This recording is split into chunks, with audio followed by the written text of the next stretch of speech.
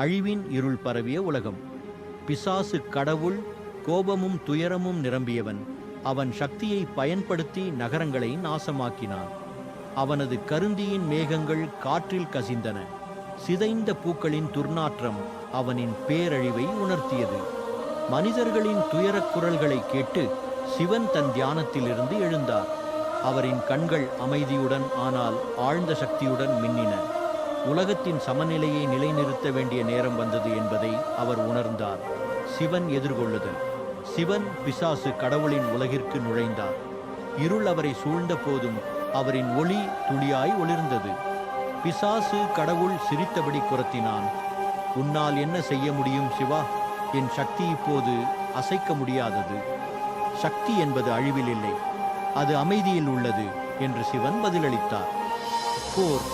பிசாசு கடவுள் தனது இருள் சக்தியை எறிந்தான். நெருப்பின் காற்று மற்றும் மாயத்தின் குளிர் இரண்டும் சிவனை நோக்கி விழுந்தது. ஆனால் சிவன் தன் தண்டத்தால் அவற்றை முறியடித்தார். ஒவ்வொரு தாக்குதலும் சிவனின் சக்தியை மேம்படுத்தியது. அவரின் கருணையும் உறுதியும் மேலும் அதிகரித்தன. பிசாசு கடவுள் கோபத்தில் முழங்கினான், நான் என்றுமே வீழ்வதில்லை.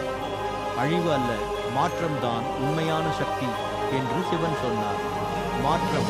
சிவன் தனது தியான சக்தியை பிசாசு கடவுளின் உள்ளத்தில் செலுத்தினார். அந்த ஒளி அவனது இருளை தொலைத்தது. திடீரென பிசாசு கடவுள் தனது உள்ளத்தில் நிச்சயமற்ற துன்பத்தை உணர்ந்தான். அவன் சோர்வாக தரையில் விழுந்தான். அவனது உடம்பு துடித்தது. நான் என்ன செய்கிறேன்?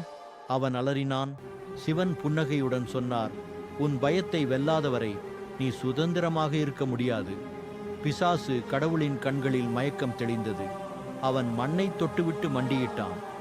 என் வழி தவறிவிட்டேன், என்னை மன்னித்து விடு. வெற்றி.